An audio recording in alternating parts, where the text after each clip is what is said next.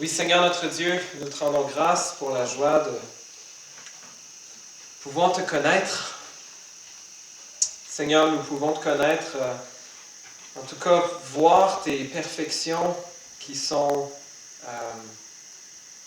nous sont manifestes par ce monde, cet univers tellement magnifique qui nous dépasse, complexe. Et encore plus, Seigneur, que tu t'es révélé à nous, non seulement dans la création, aussi dans notre conscience, mais tu t'es révélé à nous par ta parole.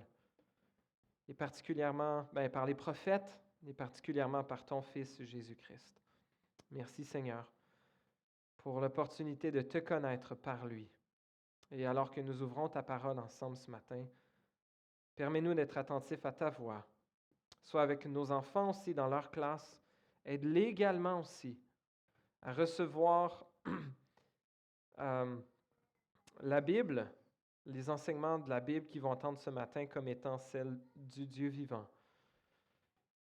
Oui, sauve parmi nous, Seigneur, sauve parmi nos enfants, dans notre entourage, et que ta parole pénètre profondément nos cœurs, pour ta gloire et pour notre joie. Dans le nom de Jésus, nous te prions. Amen. On est encore pour aujourd'hui et dimanche prochain dans la suite de notre série dans 2 Samuel avec l'histoire du roi David qui a accédé à la royauté du royaume d'Israël. Donc ça se passe il y a environ 3000 ans, environ 1000 ans avant Jésus-Christ. C'est là que le roi David a été roi de Juda tout d'abord pendant quelques années, ensuite roi des 12 tribus d'Israël. Et on a vu comment Dieu a affermi le règne de David. Les opposants à David, Dieu a permis qu'il meure et là, Dieu lui donne toutes sortes de victoires et même Dieu lui a donné de pouvoir ramener l'arche de l'Alliance, ce symbole de la présence de Dieu, de la puissance de Dieu, de la rédemption de Dieu qui a pu être ramené à la ville de Jérusalem. Et David et maintenant, son royaume est affermi. On a vu la semaine passée que Dieu lui avait donné plusieurs victoires. Et David, on va voir la deuxième moitié de notre texte aujourd'hui, comment David continue à avoir des victoires militaires. Mais on va voir comment David est un symbole aussi de la bonté de Dieu.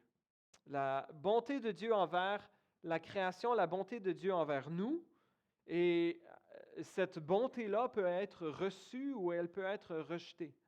On va voir quelqu'un aujourd'hui qui a reçu la bonté de David et quelqu'un d'autre qui l'a rejetée. Et qu'est-ce que cela a donné pour leur vie. Et je vous invite à tourner avec moi dans votre Bible, dans 2 Samuel. On va regarder les chapitres 9 et 10, qui sont des courts chapitres. Donc en tout, on a 32 versets. On va voir tout d'abord la bonté reçue, comment David va étendre sa bonté à un descendant de Saül, un des fils de Jonathan. Donc, si vous êtes un peu nouveau, si vous ne savez pas trop qu'est-ce qui se passe, donc David était maintenant le roi d'Israël et avant lui, il y avait eu un autre roi qui avait été le premier roi d'Israël, le roi Saül, qui avait été choisi par Dieu, mais qui a été rejeté à cause de sa désobéissance et son orgueil. Et quand ça devenait évident que Dieu avait désigné quelqu'un d'autre, David, pour le remplacer, Saül avait cherché à faire mourir David à plusieurs reprises. Et le pourchassait, on voit à plus de 10 reprises, on voyait dans 1 Samuel que Saül cherche à faire mourir David. Il n'a pas réussi. Et pourtant, David, lui, n'a pas cherché à éliminer les descendants de Saül qui étaient encore en vie lorsque lui-même est devenu roi. Et on va voir la bonté que David va donner envers un des descendants de Saül, un des fils de Jonathan. C'est ce qu'on va voir tout d'abord dans le premier chapitre aujourd'hui, dans 2 Samuel 9. Je vous invite à lire avec moi. Je lis la parole de Dieu. David demanda, « Reste-t-il encore quelqu'un de la famille de Saül pour que je lui fasse du bien à cause de Jonathan? » Petite parenthèse, Jonathan était le fils aîné du roi Saül. Il était le prince héritier, celui qui normalement, dans une dynastie royale normale, lorsque Saül serait mort, Jonathan serait celui qui aurait dû devenir roi. Mais Jonathan avait compris que Dieu avait désigné non pas lui-même, mais son meilleur ami David pour être celui qui allait être le prochain roi d'Israël. Et Jonathan et David étaient devenus meilleurs amis et même s'étaient jurés allégeance l'un envers l'autre. Ils avaient même fait une alliance l'un envers l'autre qu'ils agiraient avec bienveillance envers les descendants les uns des autres. Et même, je fais même une petite parenthèse tout de suite pour aller retourner dans 1 Samuel 20, versets 14 à 16. Jonathan, donc le prince héritier d'Israël, avait dit à David, « Si je reste en vie, veuille agir envers moi avec la bonté de l'Éternel. Et si je meurs, ne retire jamais ta bonté envers ma famille, pas même lorsque l'Éternel supprimera chacun de tes ennemis de la surface de la terre. » En effet, Jonathan a fait alliance avec la famille de David, que l'Éternel se venge des ennemis de David. Jonathan fit encore prêter serment à David au nom de son amour pour lui, car il l'aimait comme lui-même. On voit cet amour de David manifesté aussi lorsque Saül est mort dans un combat contre les Philistins avec 3 de ses fils, dont Jonathan. David a pleuré leur mort. Et donc là, David pose la question, est-ce qu'il y a encore quelqu'un de la famille de Saül pour que je lui fasse du bien à cause de Jonathan? Je continue, 2 Samuel 9, verset 2.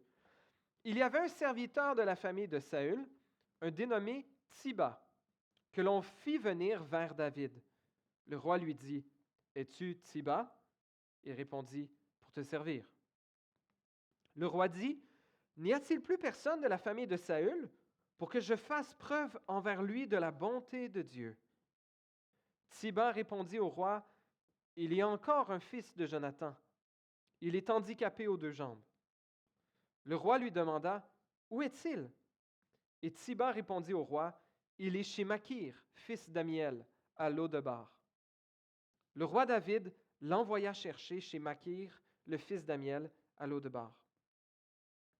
Méphibosheth, fils de Jonathan et petit-fils de Saül, vint vers David, tomba le visage contre terre et se prosterna.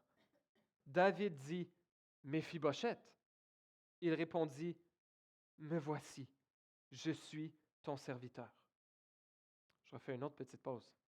Quelques chapitres plus tôt, on avait vu l'apparition de ce personnage. Il y avait eu un gros verset sur lui. Dans 2 Samuel chapitre 4, au verset 4, il était dit ceci. Lorsque l'oncle de Méphibosheth, donc un des frères de Jonathan, Ishbosheth, avait été fait roi de la majorité du royaume d'Israël. David était devenu roi de Juda et les autres tribus s'étaient ralliées à un des fils de Saül, Ishbosheth. Et donc Ishbosheth a fini par être assassiné. Mais ça disait ceci, 2 Samuel 4.4. Lorsqu'il est question, OK, mais qui d'autre aurait pu prétendre au trône de Saül? Et il était dit ceci. Jonathan, le fils de Saül, avait un fils handicapé aux 2 jambes. Il était âgé de 5 ans lorsqu'arriva de Jizréel la nouvelle de la mort de Saül et de Jonathan. Sa nourrice le prit et s'enfuit. Et comme elle se dépêchait de fuir, il tomba et resta estropié. Son nom était Méphibosheth. Donc voici l'homme qui se présente maintenant devant David. 2 Samuel 9, je continue notre texte, verset 7. David lui dit, « N'aie pas peur, car je veux te faire du bien à cause de ton père Jonathan.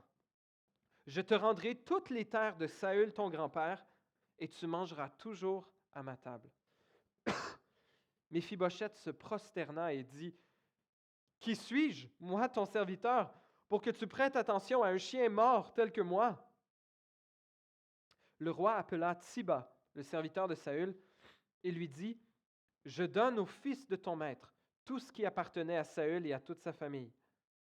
Tu cultiveras les terres pour lui, avec tes fils et tes serviteurs, et tu feras les récoltes, afin que le fils de ton maître ait du pain, de quoi manger.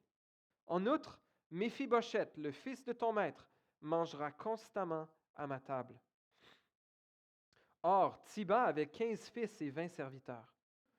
Il dit au roi, « Ton serviteur fera tout ce que le roi mon seigneur ordonne à son serviteur. » Méphibosheth mangea donc à la table de David, comme s'il était l'un des fils du roi. Il avait un jeune fils du nom de Mika, et tous ceux qui habitaient chez Tsiba étaient à son service. Méphibosheth habitait à Jérusalem, car il mangeait constamment à la table du roi. Et là, petit rappel de ce qui avait été dit dans 2 Samuel 4,4, il était estropié des 2 pieds. On voit ici la bonté de David étendue envers cet homme, Méphibosheth. À l'époque, lorsque un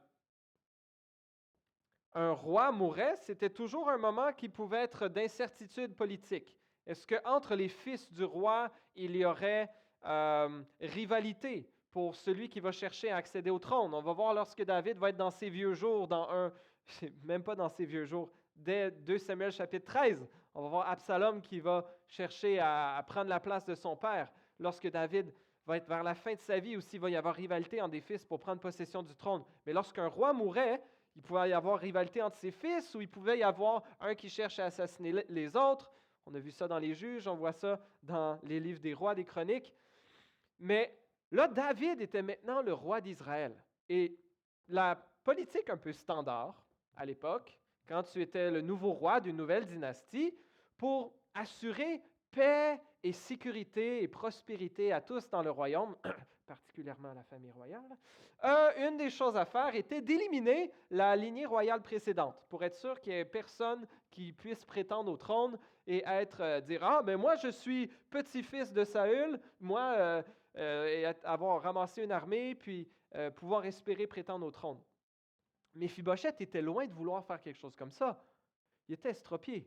Il n'était pas capable de marcher, encore moins de combattre, d'aller à cheval, à char, etc. Et même, David n'a aucune idée de son existence. Il pose la question, est-ce qu'il reste encore quelqu'un de la famille de Saül qui est en vie? Et Tsiba, le serviteur de Saül, lui dit, oui, Méphibosheth, qui est handicapé aux 2 jambes, il est là, à l'O-Debar. Et là, David l'envoie le chercher. Imaginez Méphibosheth, caché pendant des années, toujours un peu inquiet. Est-ce que quelqu'un va dire à David que je suis en vie et où je suis? Et lorsqu'un contingent de la garde royale arrive et vient cogner à ta porte, il dit, Méphibosheth, fils de Jonathan, fils de Saül, oui, le roi David nous envoie vous chercher. Comment vous pensez que Méphibosheth a dû se sentir? Probablement terrifié. Probablement qu'il estimait que ses heures étaient maintenant comptées. Qu'on allait probablement l'envoyer au cachot, peut-être qu'il soit sous garde, etc. Ou peut-être, en tout cas, qu'il allait mourir, peut-être dans la prochaine journée, peut-être dans les prochains mois, qu'on lui fasse mettre, et on sait comment ça peut se passer même encore aujourd'hui dans différents régimes. On fait enfermer des gens, des opposants politiques pour des raisons bidons, et il meurt en prison. Oups, c'est ce qui est arrivé. Et c'est ce que Méphibosheth aurait certainement pu s'attendre à ce qui lui arrive.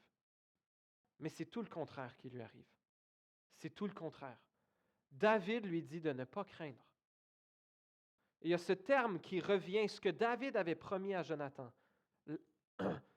Quand Jonathan avait dit, ne retire jamais, donc veuille agir envers moi avec la bonté de l'Éternel. Et si je meurs, ne retire jamais ta bonté envers ma famille. Et c'est précisément le terme que David utilise. Y a-t-il quelqu'un de la famille de Saül pour que je lui fasse du bien? Verset 3, pour que je fasse preuve envers lui de la bonté de Dieu. Et certainement que ça pourrait être du beau langage théologique que David emploie. Il ne resterait pas quelqu'un de la famille de Saül pour que je puisse exercer la bonté de Dieu envers lui. Ça pourrait être du langage code pour vouloir dire, quelqu'un que je pourrais me débarrasser. Mais David veut vraiment faire ce qu'il dit. Et c'est ce qu'il fait. Il remet à Méphibosheth les terres qui ont appartenu à son grand-père Saül. Il l'invite à sa table et c'est mentionné à 4 reprises que Méphibosheth vient maintenant manger à la table du roi, comme un des fils du roi lui-même, comme adopté par le roi, lui qui aurait dû être un ennemi politique à cause de son sang, est invité à devenir fils du roi. La bonté de David n'a pas été bien reçue par tous, cependant. Et on voit dans 2 Samuel 10 comment d'autres personnes n'ont pas bien reçu la bonté de David. Lisons ce texte dans 2 Samuel chapitre 10. Et on va analyser un peu plus ou regarder quelques applications un peu plus de 2 Samuel 10 en premier avant de revenir à 2 Samuel 9. Après cela, le roi des Ammonites mourut et son fils Hanoun devint roi à sa place. David se dit, je vais montrer de la bonté envers Hanoun, le fils de Nachash, tout comme son père en a montré envers moi. Et il envoya ses serviteurs le consoler au sujet de son père. Petite pause. Nachash était le roi des Ammonites, et même si vous vous souvenez, 1 Samuel 11, il était celui qui était venu attaquer la ville de Jabès en Galaad et qui menaçait de crever l'œil droit de tous les hommes de la place. Et Saül était venu sauver, avait rassemblé une armée, était venu sauver Jabès en Galaad. Et c'est un peu ce qui a scellé sa royauté initiale. Et on dirait que David a eu Saül a une grande victoire contre Nachash, mais après ça, probablement qu'ils étaient rendus conquis ou ils étaient en paix avec Israël. Et David lui-même avait une bonne relation, apparemment, avec ce Nachash. Et là, il est décédé, veut montrer, un peu offrir ses condoléances à la famille royale des Ammonites, qui était un des descendants lointains, des cousins lointains des Israélites. Donc, les Israélites sont les descendants de Jacob, les 12 tribus de Jacob. Jacob, fils d'Isaac, fils d'Abraham. Abraham avait un neveu qui s'appelait Lot. Lui a eu 2 fils par inceste avec ses filles qui l'ont violé en le saoulant. Une belle histoire dans la Genèse. Certains de ses descendants sont les Moabites et les autres sont les Ammonites. Donc, les Ammonites sont des cousins lointains. Les filles de Lot ayant probablement pris les coutumes de la place où ils avaient habité à Sodome et Gomorrhe.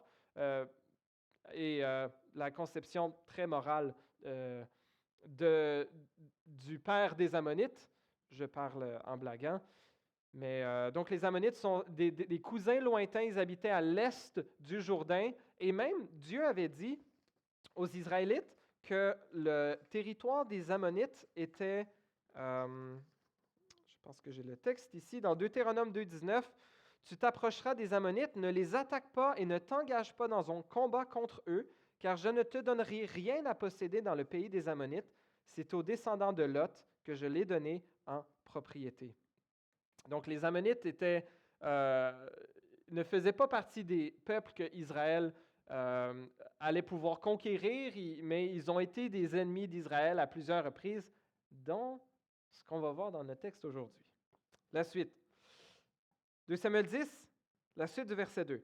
Et David, envoya ses serviteurs le consoler au sujet de son père. Lorsque les serviteurs de David arrivèrent dans le pays des Ammonites, les chefs des Ammonites dirent à leur maître Hanoun, « Penses-tu que ce soit pour honorer ton père que David t'envoie des consolateurs? N'est-ce pas pour faire une reconnaissance de la ville, pour l'explorer et la détruire, qu'il envoie ses serviteurs vers toi? »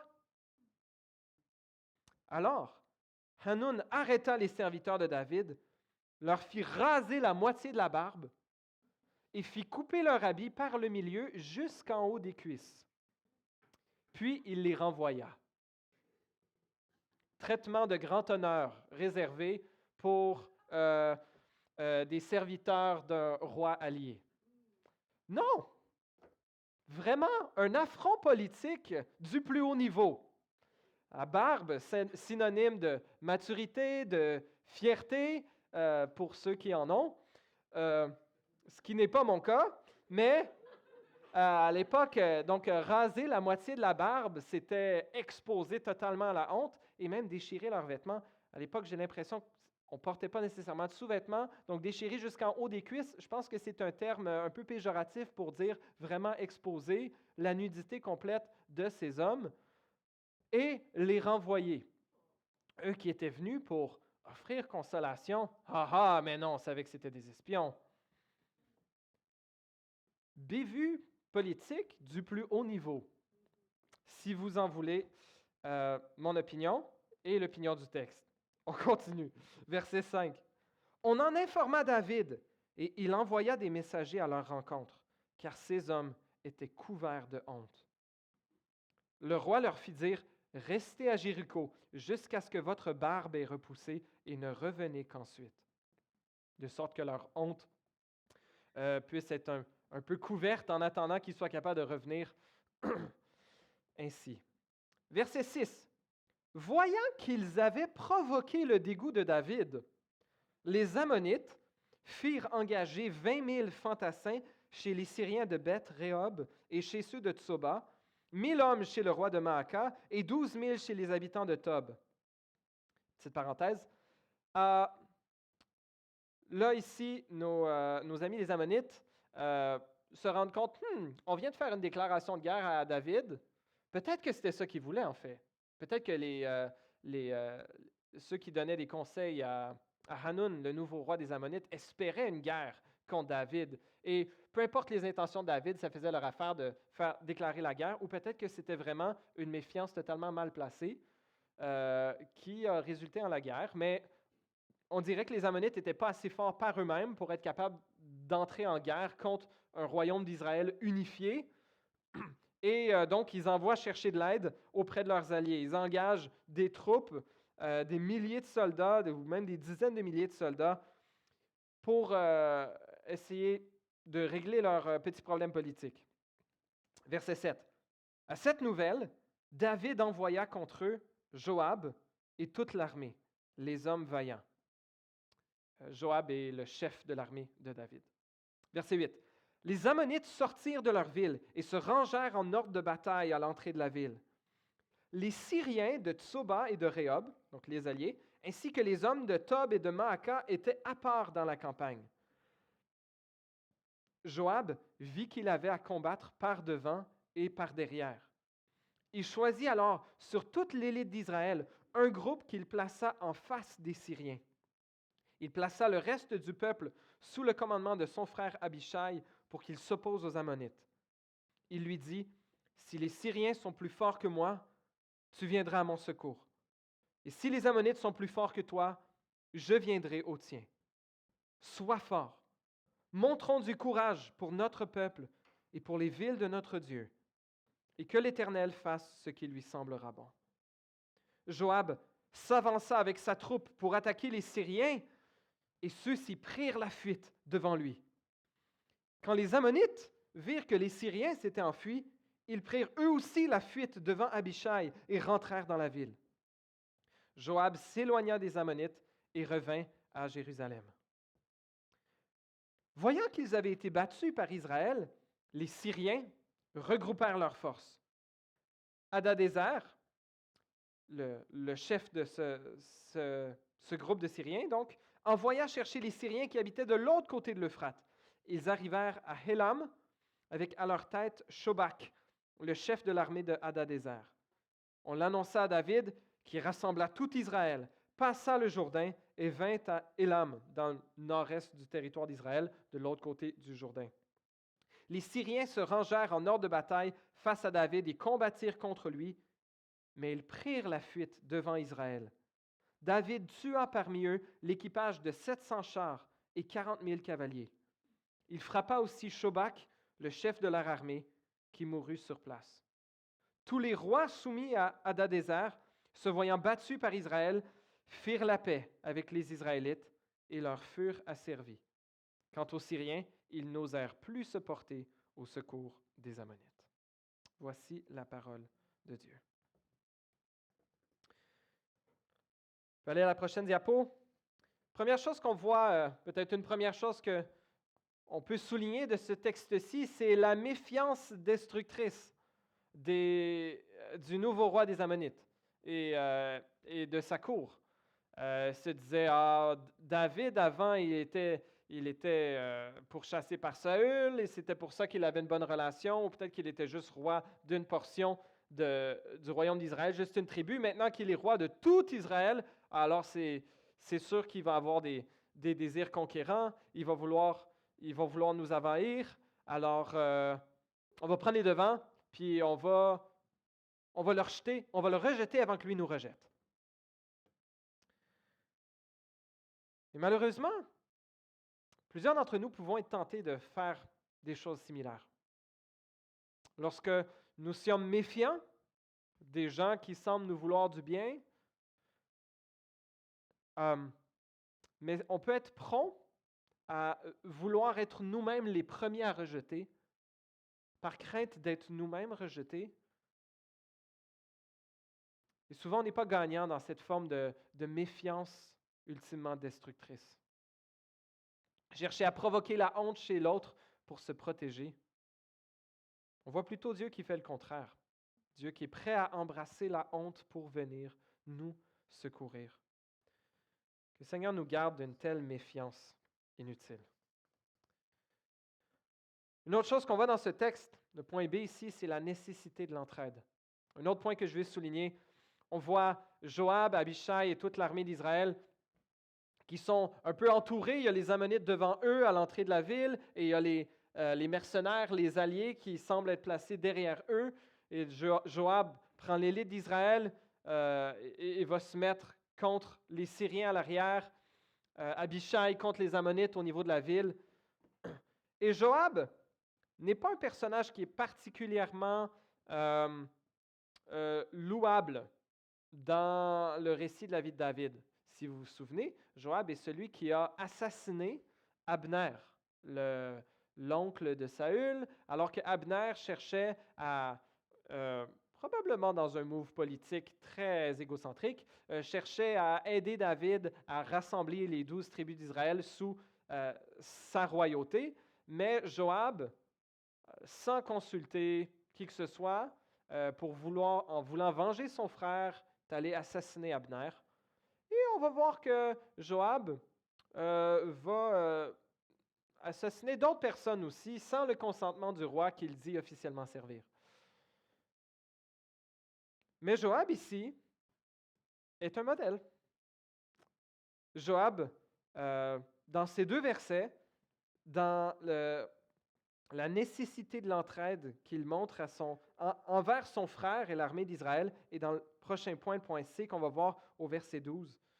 Mais on voit la nécessité ici de l'entraide. Et, bien aimé, ça peut être facile pour nous, chacun d'entre nous comme individu, comme famille, et nous comme Église aussi, de voir nos propres besoins, nos propres priorités, et un peu se fermer ou se couper des besoins des autres. Nous, notre Église, on a une bonne équipe de louanges, c'est pas grave si les autres églises en ont pas. Nous, notre Église, nos finances vont bien, alors c'est pas grave si les finances des autres églises vont pas bien. Tant pis pour eux. Ou la santé, ou quoi que ce soit, on peut facilement être fermé aux besoins des autres, que ce soit d'une Église à l'autre ou que ce soit personnellement. Est-ce que l'entraide est manifeste? Le fait d'être prêt à venir au secours de l'autre, même si ça risque de me coûter, même si ça va me coûter, personnellement.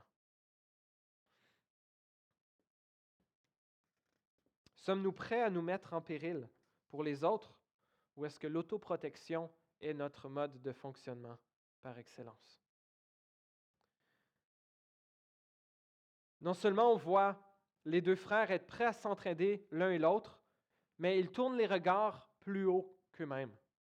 Au verset 12, il y a cette parole de foi, et pas mal la seule mention de Dieu dans tout le chapitre 10 ici, où Joab dit à son frère, « Sois fort, montrons du courage pour notre peuple et pour les villes de notre Dieu, et que l'Éternel fasse ce qui lui semblera bon.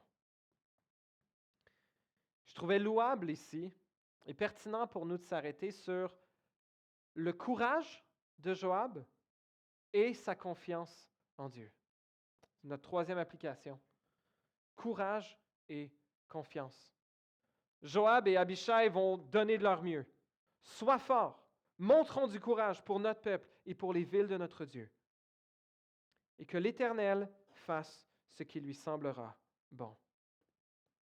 Parfois, on peut avoir l'impression que ces deux choses sont déconnectées. Soit je fais tous mes efforts en n'ayant Dieu qui ne fait pas du tout partie du portrait, ou Dieu fait partie du portrait et je ne fais aucun effort. Mais Joab et Abishai ici montrent courage et confiance en Dieu. Ils vont faire de leur mieux. Ils vont se battre de leur mieux pour leur peuple et pour les villes de notre Dieu, dit-il. Et après ça, le résultat appartient à l'Éternel. Il dit que l'Éternel fasse ce qui lui semblera bon. Peut-être qu'on pourrait avoir l'impression, Joab ici, est-ce qu'il manque de confiance en Dieu pourtant en disant que l'Éternel fasse ce qui lui semblera bon et il n'est pas en train de dire, et l'Éternel nous donnera la victoire. Mais ici, il n'y avait pas eu de révélation de Dieu, qu'ils auraient la victoire. Joab ne présuppose pas des intentions de Dieu. Et même le grand réformateur Jean Calvin, dans son commentaire sur 2 Samuel, explique que Joab n'est pas en train de manquer de foi ici. Joab se base, et nous pouvons nous baser sur les promesses révélées de Dieu, que Dieu ne nous abandonnera pas, que notre espérance en lui n'aura pas été vaine, de sorte que notre foi ne sera pas déçue lorsqu'elle s'appuie sur sa miséricorde et sur sa vérité. Néanmoins, nous pouvons et devons demeurer dans l'incertitude à propos de bien des choses. Calvin continue, par exemple, lorsque nous demandons à Dieu notre pain quotidien, ce n'est pas que nous ayons l'assurance qu'il nous accordera une bonne récolte ou une grande récolte. Nous devons laisser cela entre ses mains et attendre patiemment ce qui lui plaît. Lorsque nous sommes atteints d'une maladie quelconque, nous devons être pleinement assurés qu'il ne nous a pas oubliés et que nous avons un tel accès auprès de lui que à la fin, nous sentirons qu'il a porté sur nous un regard de compassion. La promesse de Dieu doit nous suffire pleinement à cet égard. Toutefois, lorsque nous voudrions avoir une parole nous garantissant qu'aujourd'hui ou demain il nous rendra la santé, nous n'en savons rien. Nous sommes même dans le doute quant au fait de vivre ou de mourir. Donc ce dont nous doutons, ce sont les choses qui ne nous sont pas révélées. C'est ainsi qu'il veut que nous restions dans l'incertitude à propos de bien des choses et que nous remettions tout à son conseil secret et à sa providence. Et nous pouvons avoir confiance en Dieu, que peu importe ce qu'il choisit dans sa volonté de faire, comme Ruth Benz nous avait lu dans Proverbe 21, j'aimerais nous rappeler Romains 8, 28, un des passages bien connus de la Bible qui nous dit ceci: « Nous savons du reste que toute chose concourt au bien de ceux qui aiment Dieu, de ceux qui sont appelés selon son dessein. » Soit que je meure, soit que je vive. Comme les vœux de mariage, dans la jeunesse comme dans la vieillesse, dans la maladie comme dans la santé, dans la richesse comme dans la pauvreté.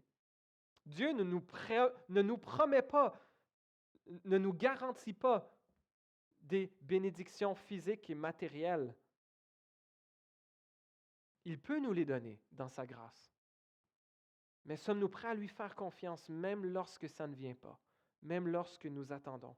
Est-ce que nous pouvons, comme Joab et Abishai, agir avec tout notre courage et avec confiance en Dieu, que peu importe le résultat, que l'Éternel fasse ce qui lui semblera bon?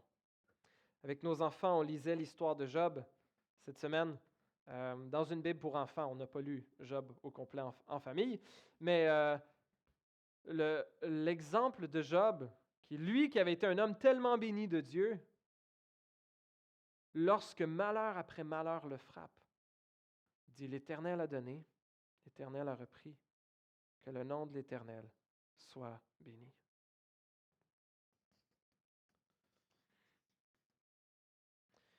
Oui, Dieu donne victoire aux Israélites ici. Et il y a là un avant-goût de la victoire de Jésus dont on parlait la semaine passée. Sa victoire sur ses ennemis. Et le royaume de David, quoique imparfait, est annonciateur de ces grandes victoires de Jésus sur la mort, sur l'enfer, sur le diable et sur le péché.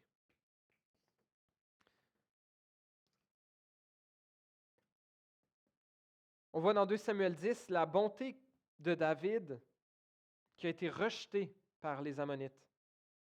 Et encore aujourd'hui, bien des gens rejettent la bonté de Dieu qui nous est offerte. Dieu nous offre paix avec lui en son Fils Jésus. Il nous offre cette bonté. Serons-nous prêts à la recevoir ou la rejetterons-nous à cause de notre méfiance? Dieu, non, j'en veux pas de Dieu. J'en veux pas de Dieu comme maître. J'ai toujours été maître de ma vie, ça a donné ce que ça a donné, mais au moins, je fais ce que je veux. Dieu nous offre mieux. Dieu nous offre plus sage. Dieu nous offre pas nécessairement la facilité, mais sa présence et des promesses certaines et durables. Voyons comment la bonté de Dieu a été manifestée. On retourne un petit peu en arrière pour terminer en 2 Samuel chapitre 9. On peut regarder donc la bonté reçue et ses bénédictions. On va au prochain point aussi.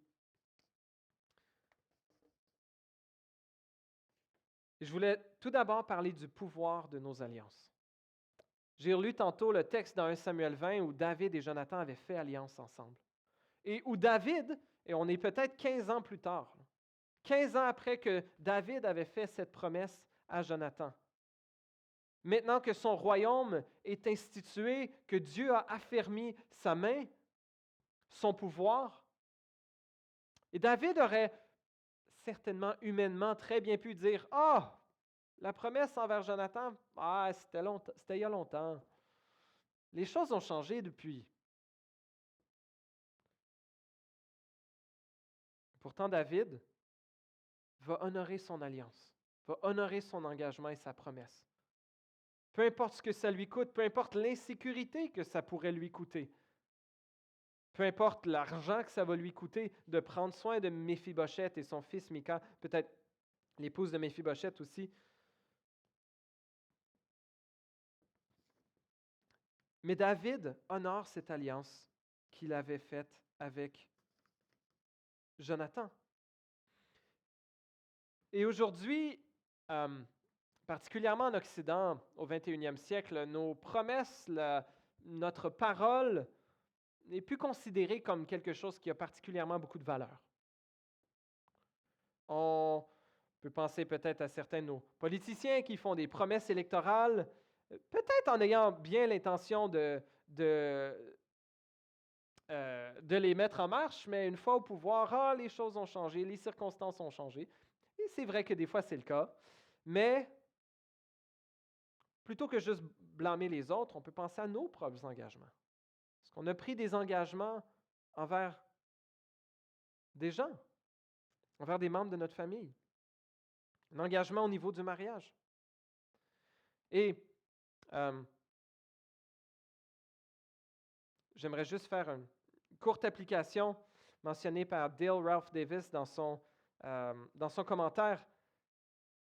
Il dit, voici la puissance qu'exerce l'alliance. La promesse faite dans le passé oriente la fidélité dans le présent. Et plusieurs ont l'impression aujourd'hui que le mariage ne sert pas à grand-chose. Et même une des choses qui peut être mentionnée, c'est « Ah, tu penses, qui était cité dans un film, tu penses que je vais t'aimer davantage à cause d'un morceau de papier? » Et voilà l'état d'esprit, souvent, et je peux comprendre. Et on s'imagine qu'une alliance n'est qu'un morceau de papier, une simple formalité, peut-être gouvernementale, vide. Et bien sûr, cette réplique de film ou de notre société, dit Dale Ralph Davis, manque complètement le sens d'une alliance de mariage, car et je trouvais ça puissant ici, une telle alliance ne prétend jamais réguler l'intensité de l'amour, mais seulement d'assurer sa sécurité. Je répète ceci, le mariage, comme alliance, ne prétend pas de réguler l'intensité de l'amour, mais cherche à assurer sa sécurité. Ce que le monde ne voit pas, c'est que l'amour qui aime vraiment accepte de se lier, accepte de promettre, s'oblige volontairement et joyeusement afin que l'autre puisse se tenir en sécurité dans cet amour. On voit David qui honore cette alliance et on voit aussi David qui honore un homme qui, à cause de sa condition physique, aurait certainement à l'époque, et peut-être même encore aujourd'hui, été particulièrement méprisé. Et je veux nous amener à réfléchir rapidement à la dignité que Dieu déverse et que nous devons avoir envers tous ceux qui peuvent souffrir. J'ai utilisé un terme que je ne voulais pas utiliser. Tous ceux qui peuvent vivre avec un handicap quelconque. C'est notre deuxième point ici. La dignité pour ceux qui vivent avec un handicap. L'éthique chrétienne est que chaque être humain, peu importe ses capacités physiques ou cognitives, a une valeur incommensurable, a une valeur qui ne peut pas se chiffrer parce que cette personne est créée à l'image de Dieu. Ainsi, peu importe que la personne soit viable dans le ventre de sa mère, par exemple, ou comme personne âgée, peu importe que la personne soit capable d'être très productive pour la société, cette personne possède une dignité qui lui est donnée par Dieu dans le fait que cette personne et que chacun de nous sommes créés à l'image de Dieu. La raison pour laquelle David honore Méphibosheth, ce n'est pas parce qu'il a un handicap physique, mais c'est parce qu'il est de la famille de Jonathan et de Saül. Et la raison principale pourquoi nous sommes appelés à honorer chaque personne, peu importe leur limitation, c'est pas parce qu'une personne pourrait avoir un handicap, mais parce qu'elle est créée à l'image de Dieu. Et peut-être même plus, peut-être qu'elle est notre frère ou notre sœur en Christ. Je réfléchissais à cette question, comment honorer les gens qui vivent avec un handicap, et je repensais à certaines erreurs que j'ai moi-même faites dans le passé en voulant me rendre particulièrement, en voulant être particulièrement serviable et probablement orgueilleux d'être bien serviable, avoir offert à des gens mon aide, peut-être en chaise roulante ou quelqu'un qui a de la misère à transporter ses sacs d'épicerie et dit « Ah, laissez-moi vous aider, ou est-ce que je peux vous aider? » Et la personne pourrait dire « Non, non, ça va, je suis correct. » Et là « Non, non, mais je vais t'aider quand même. » Ne voulant pas dire « Ah, mais la personne ne veut pas me déranger, mais moi, ça me fait plaisir. » Et je me suis rendu compte avec le temps que j'ai été infantilisant, un peu paternaliste je n'ai pas les bons termes, mais je n'ai pas honoré les capacités à l'autonomie de ces personnes. Et parfois, quand on vieillit ou quand on est malade, ou on veut être capable autant que possible de garder notre autonomie, je veux marcher ou si j'ai ma chaise roulante, je veux être capable de faire le maximum. Si j'ai besoin d'aide, je demanderai de l'aide. Mais il y a une question de fierté, il y a une question d'autonomie. Et en cherchant à aider sans demander et sans accepter non comme réponse, je n'ai pas bien honoré la dignité des personnes envers qui je voulais montrer de l'amour, mais à ma façon. Alors, sachons écouter et sachons respecter l'autonomie, même si elle est limitée. Une autre application possible, c'est d'offrir une vraie inclusion sociale à ceux qui vivent avec un handicap. Pour l'Église aujourd'hui, C'est non seulement donner un accès physique au bâtiment aux gens qui vivent avec un handicap, mais offrir un rôle, une place réelle dans la communauté. Donner une opportunité de servir, non pas par pitié, mais comme une expression de la théologie du corps, que chaque personne euh, fait partie du corps de Christ.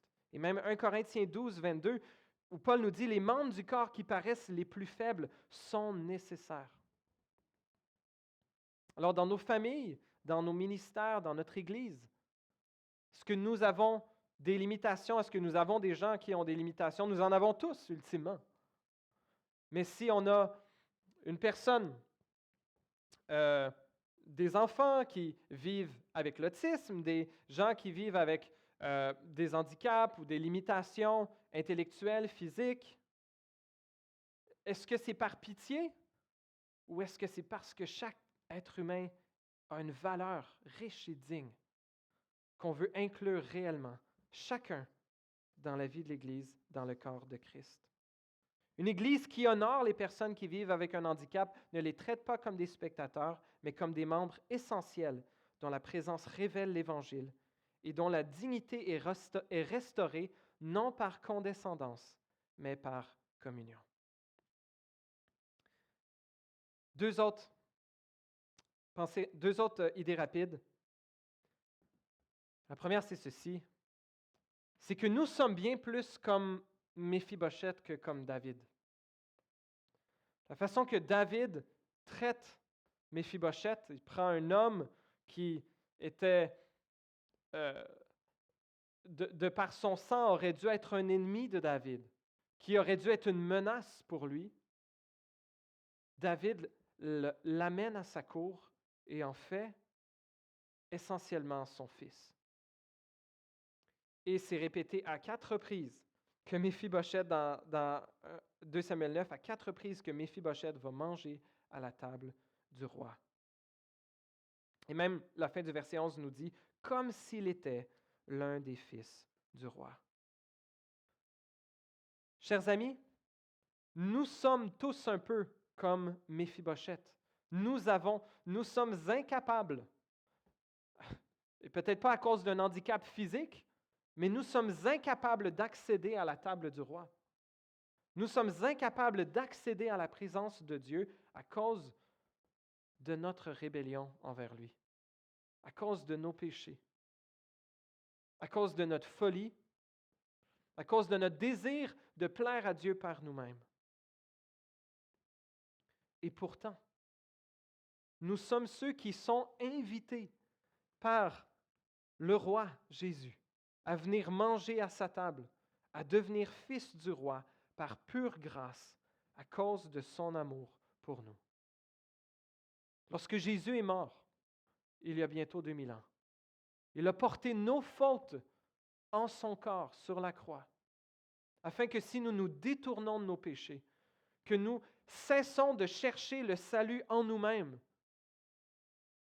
ou en toute autre chose qu'en Jésus, mais reconnaissons qu'en lui seul vient et est disponible l'espoir d'une nouvelle vie, l'espoir de la vie éternelle, d'une réelle identité.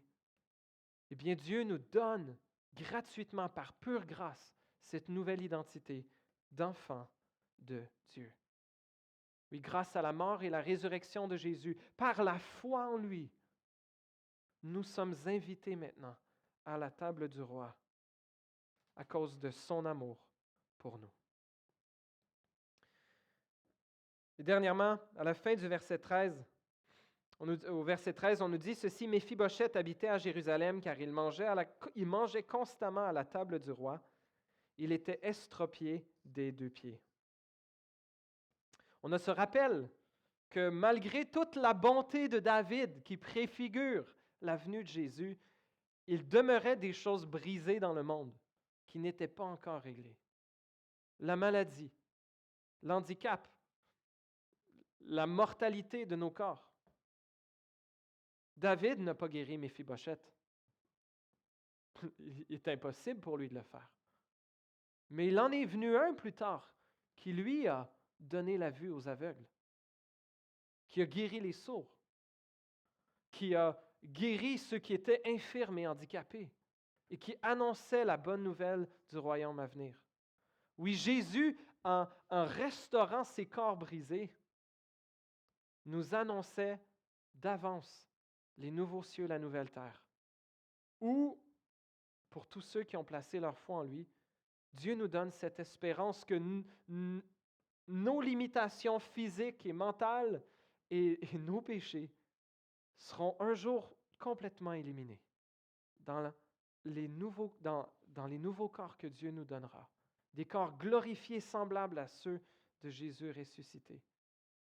Il y a cet espoir où, oui, tout deuil sera terminé, où la maladie ne sera plus, où la mort ne sera plus.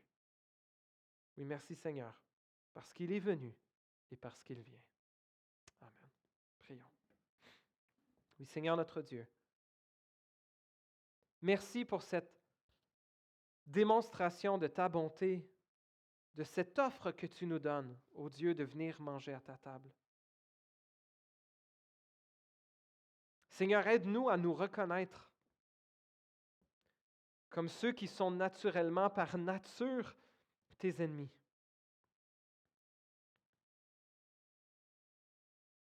Mais des ennemis envers qui tu étends ta main de grâce, envers qui tu offres la réconciliation, envers qui tu offres la transformation.